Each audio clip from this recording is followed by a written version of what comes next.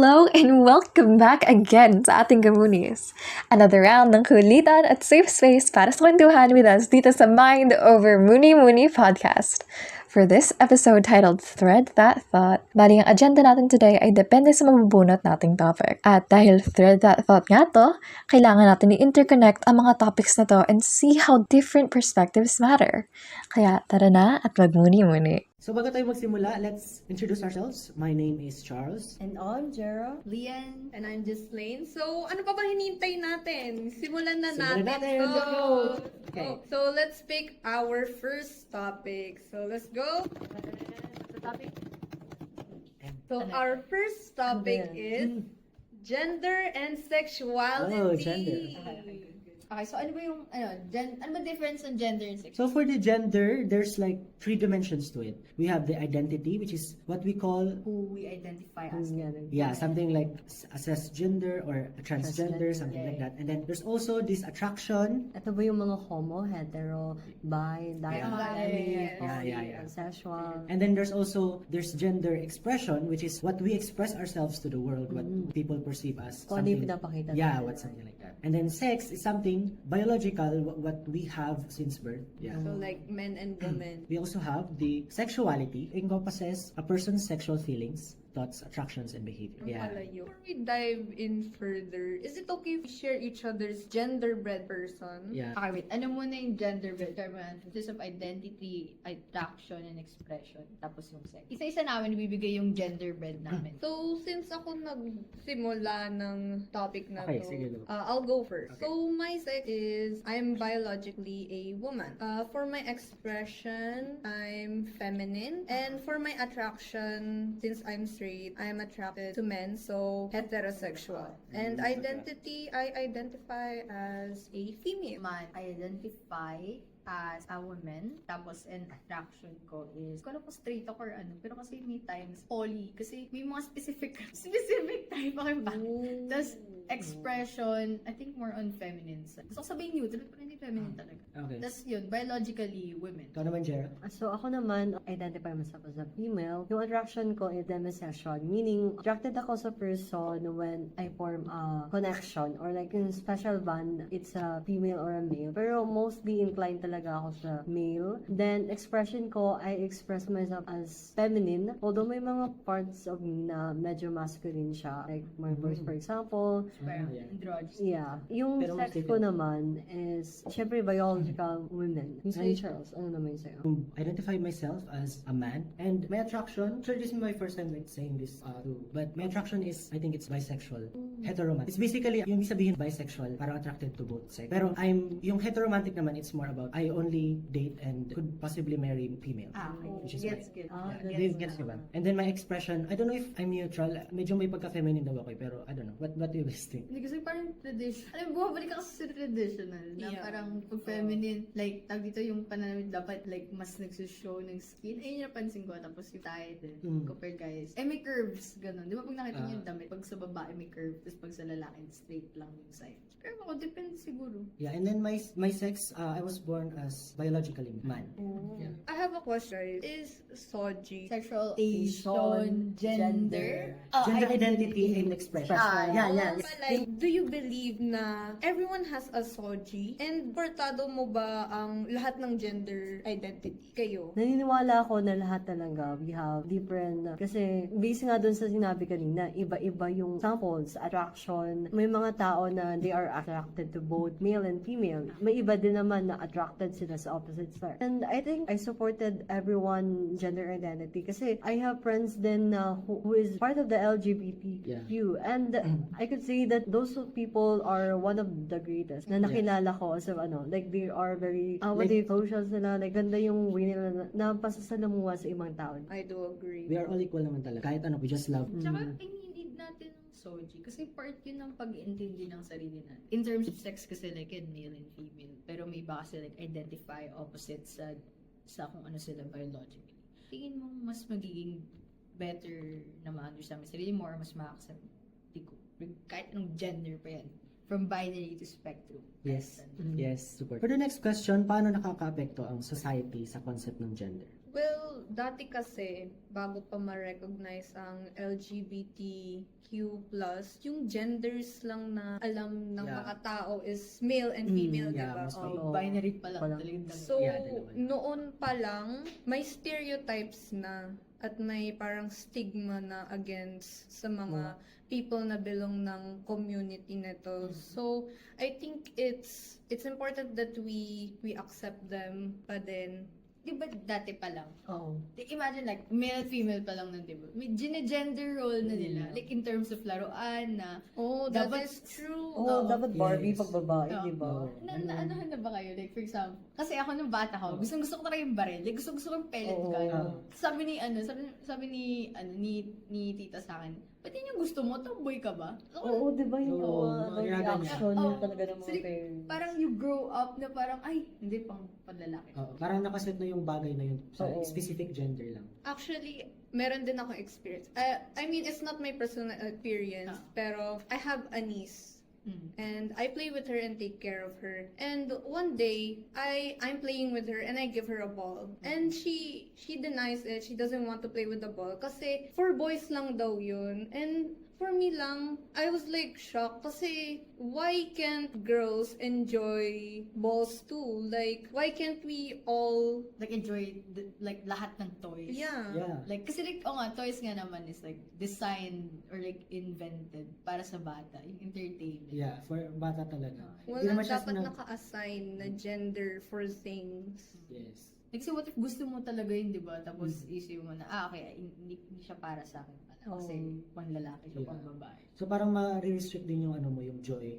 'Di ba? Parang kung gugustuhin mo sana pero nare-restrict ka. Yung mga stereotypes dati, like yung mga grandparents natin, yung mga parents natin, like based sa kanila, yung mga laruan daw, damit, trabaho, mga hobbies, is they think na, for example, yung trabaho, pag kunyari, For carpenters, parang mostly lalaki, di ba? Kasi pag lalaki daw yung trabaho. Yung sa military din, daw mas maganda if lalaki lang talaga doon. Yeah. Parang generalize nila na hindi naman talaga dapat. pero ano, we can say rin naman na ano, there is certain factors na we can see what ano yung parang mas pwede para sa katawan ng built na talaga na as male or as a female. Kasi di ba may mga different sets talaga Iba- sa anatomy natin. True. Yeah. Iba yung physical traits natin. Yeah. Kaya So, sa tingin nyo ba guys, fully accepted na ngayon ang spectrum ng gender? Tapos, ano sa tingin nyo pagkakaiba ng acceptance sa tolerance? Yung in gender spectrum, ano kasi, like, di ba yung vast na nga? Di ba may mga rallies, lalo na ngayon, ino-open na natin for, ano nga yung pag-June? Pride Month. Pride May Month, Pride Month, yeah. may Pride Month na. Kaso, Yeah. mapapansin mo talaga yung, eto to, yung difference ng acceptance and tolerance, guys. Iba siya. Kasi pag acceptance, kung ano siya, even yung flaws niya, Yeah, kahit tanggap mo. against siya sa ano, tanggap mo siya. yes. Diba? Accept Yeah. mo talaga. Kasi pag tolerance, like siguro kasi may paano May ba? specific lang. May na- specific lang siya na purpose sa society na Oo. parang Like parang, para ma-benefit ka lang. para ma-benefit ka. Parang tinatolerate lang Tolerate kita lang. kasi may You have a outcome. benefit may sa anggap. akin. True. Oh, yun. Pero yung acceptance, yun talaga yung you truly accept them as a whole, their self talaga. True. Kaya medyo malungkot din na. Yeah. Kaya kailangan we strive to be on the society na more on acceptance talaga rather than tolerance.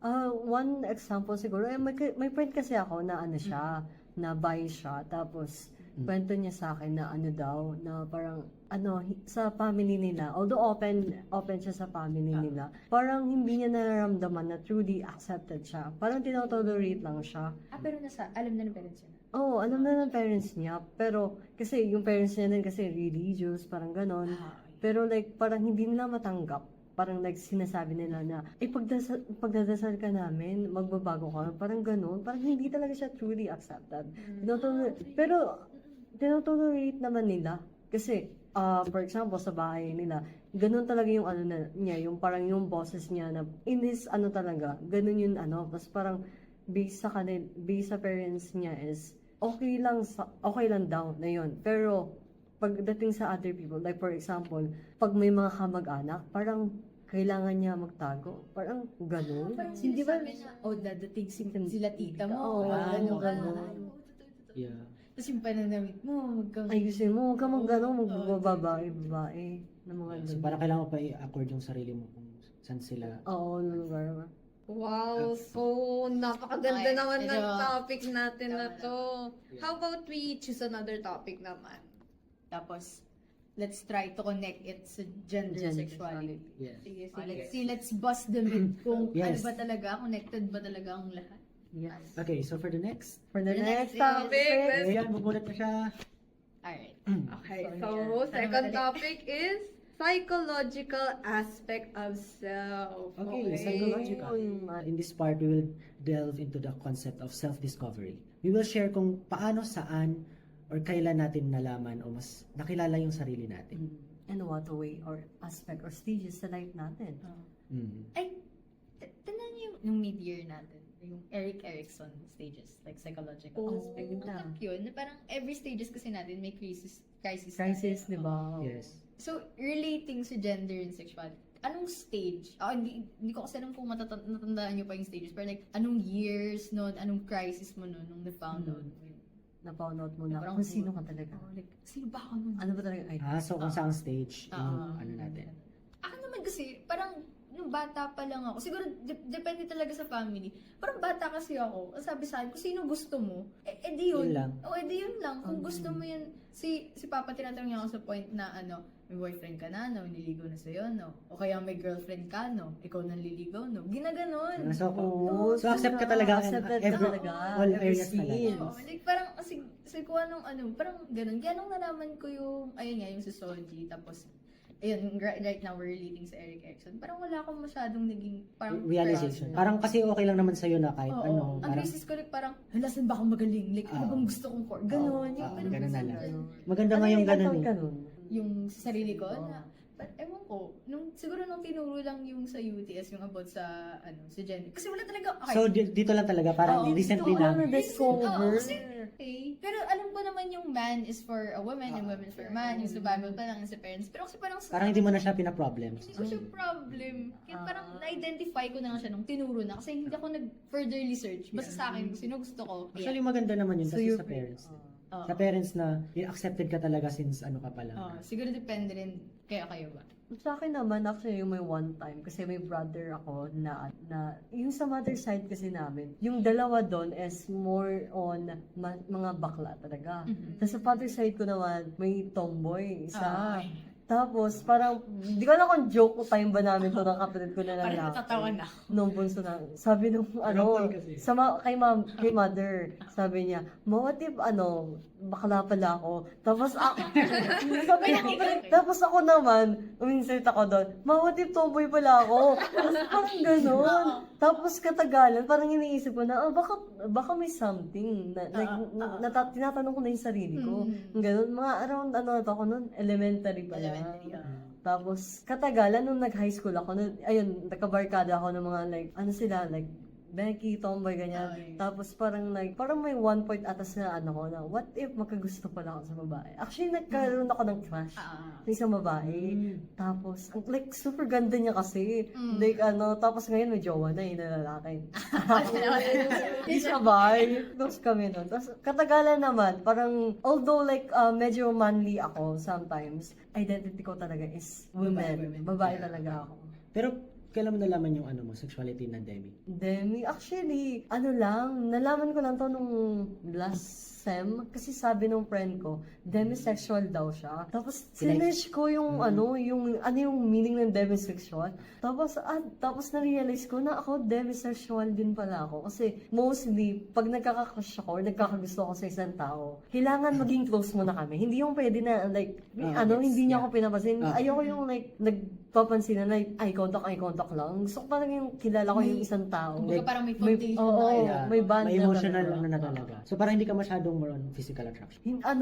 Na-attract ako sa tao, nagagawa ako, pero hindi dun siya Hindi nagbe-base. Parang hindi yung pinaka-main rubrics. relationship talaga. Hindi mataas yung rubrics na. Oo, parang gano'n. Kahit kasi kung anong dinarinig yung demisexual, anong demi? Parang may poly, may pa, oh my God. Iba-iba na. Iba-iba talaga. So ang ano pala dami. siya, kahit kanino. So parang siyang pansexual, pero more on foundation. So doon naman, regardless ko nung gender mo. Pero yung relationship na nabuo. Like, ikaw, Well, for me, ever since I was little, surrounded na talaga ako ng mga queer people. Yeah. My cousin's gay. I have a relative that lived with us. He's gay. Pero I didn't really mind them or I didn't really thought about it a lot. Pero parang mas na-enlighten lang ako nung pandemic. Kasi, di ba, nasa bahay lang tayo. Grabe, 2 And, years din. oo, we were usually just chronically online kasi hindi tayo pwede lumabas. True. Pero mas naging aware ako sa LGBTQ+, parang mas natutunan ko pa sila. And, I'm straight, diba? No. Pero I accept them. I can appreciate someone who's handsome and who's beautiful. Pero na-realize ko lang na I'm really just attracted to one gender. So, Yun yung sabi ko kanina, parang medyo ngayon ko lang nasasabi. Kasi hindi siya big deal sa akin, yung bisexual. Kasi ano siya, parang parang masasabi ko na mostly straight, diba? Parang gano'n. Mostly straight. Kasi ang pinapakita natin sa society is kung parang sino yung dinidate natin, gano'n. Kung paano. True. Parang, Like, hindi naman mostly, kailangan pa sabihin kung anong gender ka, physically attracted, gano'n. Pero siguro sa ibang industry, pero hindi siya big deal sa akin. And hindi ko alam kung anong stage ba siya. ilan taon ka rin? Parang, ilan taon ka rin? Ilang taon ako Nung na-realize. I mean, yung sure ka. nung sure ako. Siguro mga 18 years old. Parang tama ba? Intimacy versus isolation ba yun?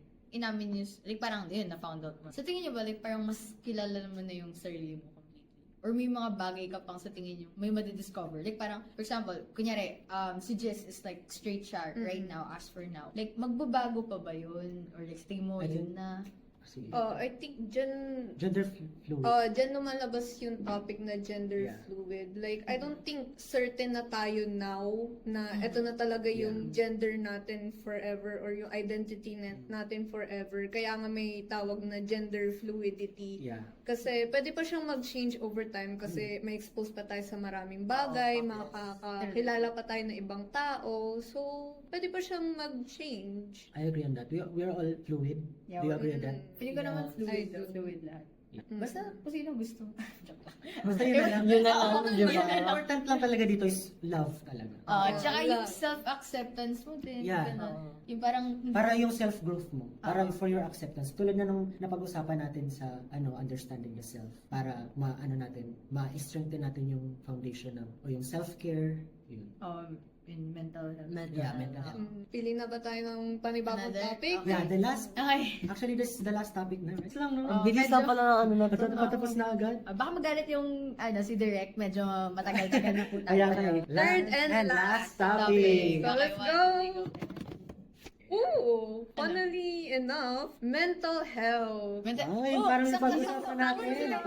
Mental health. Nice Okay, one. okay. Since, di ba yung society kasi natin na parang, yun nga, tinatolerate pa lang. Nung na-realize mo yung gender mo, na, kunyari, like, ito specifically sa atin, hindi si straight, like, yung Yuli, part ng LGBT.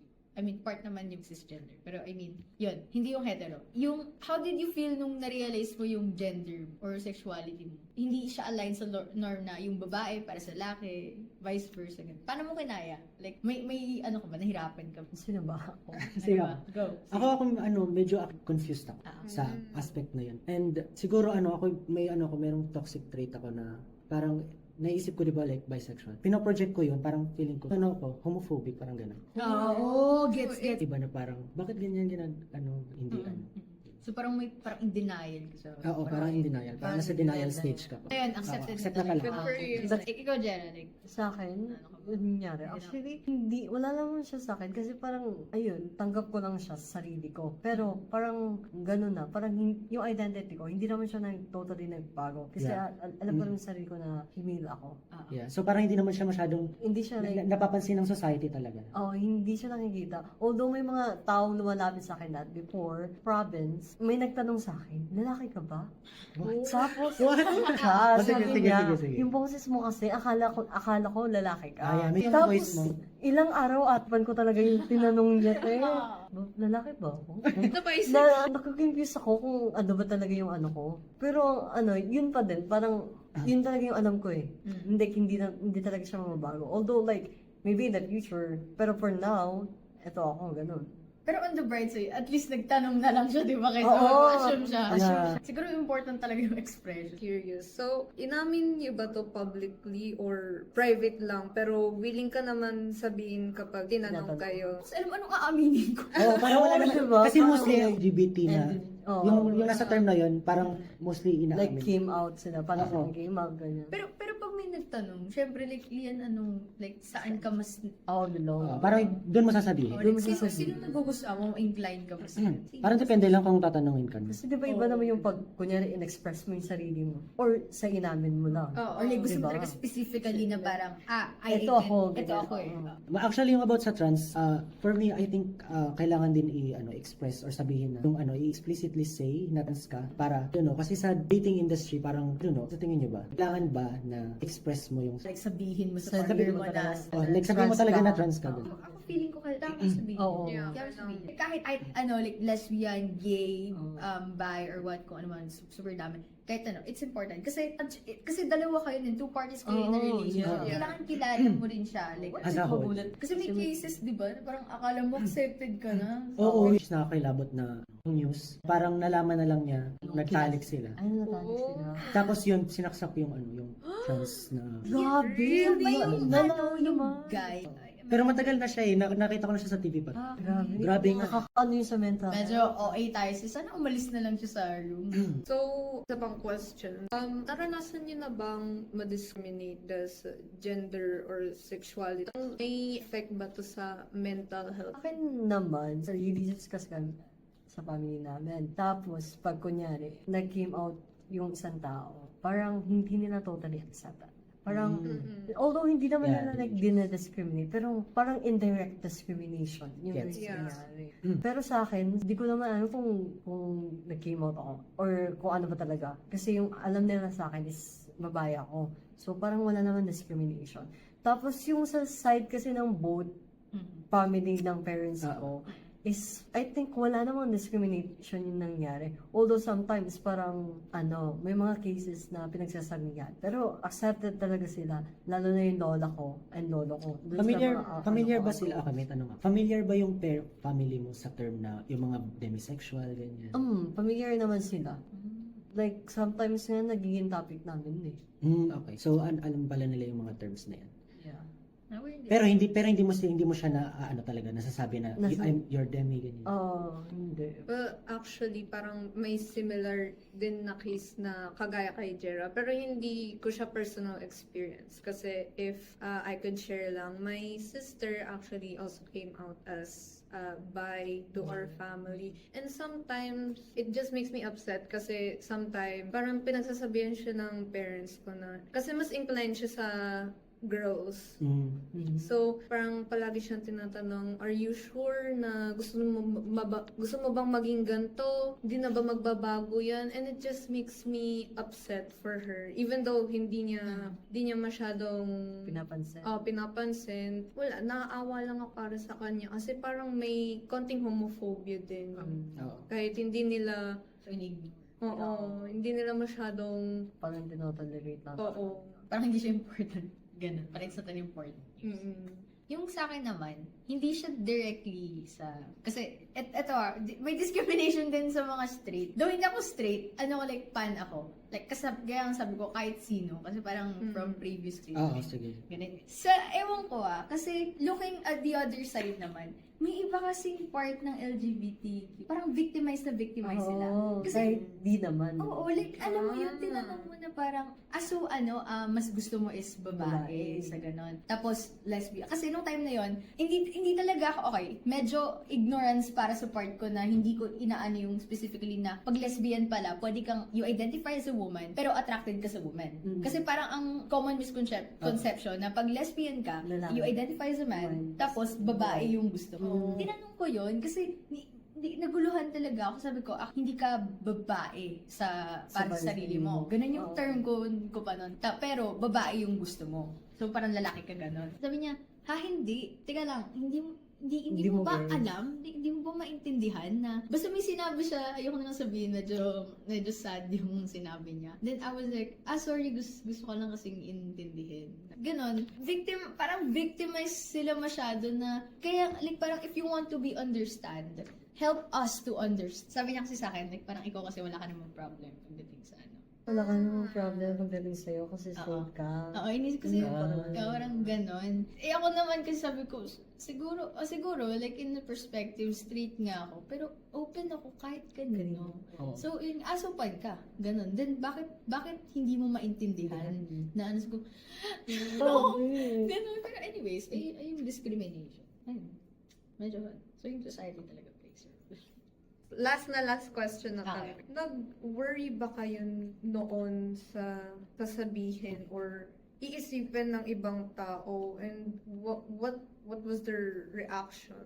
Siguro sa akin, yes, nag-worried ako. Kasi, siguro if ever na hindi yun inano ni mama, yung tanong ko regarding that. As of now, parang I identify myself as a lesbian. Nag-worry ako so parang natakot ako kung ano yung iisipin ng other tao. The mental Oo, health. ito like sabi ko, paano pag naging ganun talaga ako? Di, baka mamaya, Parang nag-anxiety ka na. baka hindi nila ako nagtanggap or baka Oo. palayasin ako, like gano'n.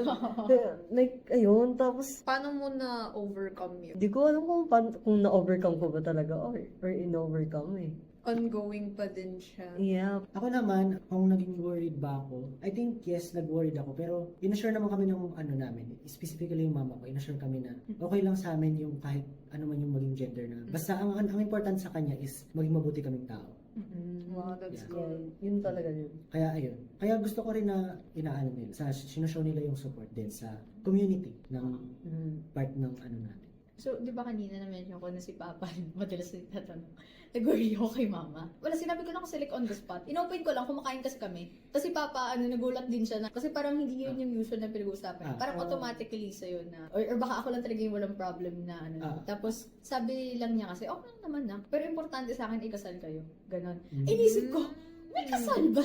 Kunyari lang kunyari babae yung, yung magiging pakakasalan ko. May kasal ba sa babae sa Philippines? Like, di mag-ipon ka, punta ka sa ibang bansa. Ibang bansa talaga. Which is, Kailangan. ako nun. Wow. So, naman yung worry ko, na parang, okay. Okay, Pero sige. sa tingin niyo, ba kailangan ba yung kasal? Sa amin, important na. Yeah, important. Sa amin basta sabi ni Mama, everything important na kasal. Iba kasi yung married kayo sa like locally, legally, iba yung iba yung legally, iba rin yung spirituality, yung ganun. Sa amin na family. Sa amin din actually, Oo. kailangan talaga ikasal. Like yun yung parang seal na naging 1%. Yeah, pero ngayon nga, despite these circumstances na natin, na-overcome ko yung naging resilient ako sa mga bagay na yung mga ganito. Parang yung naging adaptive. Yeah, I adapt myself with the society and how Parang yung fortitude na like you have to, like kailangan mo din ng courage Yeah. to stand up for Courage. yourself and stand up for others din. Yun, siguro ibawasan din natin yung mindset na parang sinasabi mo na okay lang, na nineneglect ka Kasi ng parang ibang naging tao. toxic positivity. Toxic positivity. Yeah. Kaya nga sinasabi, it's okay not to, To be be okay. Yes, it's okay not to be. That's our last. So, tayo si Direk. Sabi niya, Malapit na. sorry na po. Sorry tayo. Okay. Ay na tayo. So, that's it, mga communist. Grabe, ang tapos angas na, ng episode na to. Oo, dami natin Thank you po yung episode na to, natutunan guys. ngayon. Once again, ako si Charles. Jera? Leon, And I'm just Lane. yun, kita-kits na lang sa susunod na episode. Bye! Bye! So, to end this episode, mga kamunis, let's remember, especially tayong mga kabataan, na ang buhay ay para lang isang kaleidoscope. Iba-iba tayo ng kulay, hugis, at pinagdadaanan sa journey ng paghahanap at pagbuo ng sarili, including our gender and sexuality. Mahalagang tandaan na lahat tayo deserve ng equal at safe space para sa lahat. At i-apply na rin natin sa sarili natin na everything is or can be rooted from other factors. Kaya nga tayo may thread that thought kasi we try to interconnect different topics and see beyond things na, oo nga no, somehow in different aspects, may connection talagang lahat. Kahit sa pakikitungo natin sa iba, things aren't always what they seem. Kung di ka sure, better ask first kung paano sila gustong i-address or may gustong sabihin or i-correct. Gawin natin na maayos, with respect at may malasakit. So, that's it, Koonies. Grabe, angas ng episode na to, no? I feel very, very validated. And I hope kayo rin. Tuloy pa ang kwentuhan at muni-muni. Kita-kits sa susunod na episode. Bye-bye!